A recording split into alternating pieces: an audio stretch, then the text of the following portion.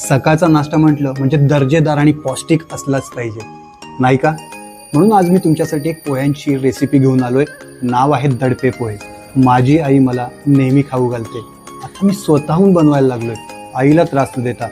तुम्ही सुद्धा स्वतःहून बनवा, आईला त्रास न देता. चला बघूया दडपे पोह्यांची रेसिपी.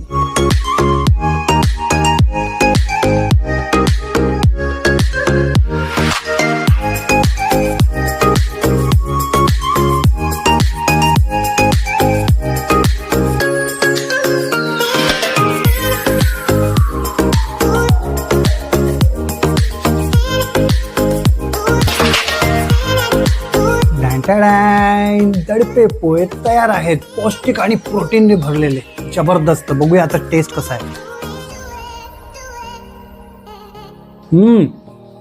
भन्नाट, सुपर. तुम्ही या रेसिपीला काही नाव देऊ शकता. कॉमेंट्स करून जरूर सांगा आणि हो, मला फॉलो करायला विसरू नका.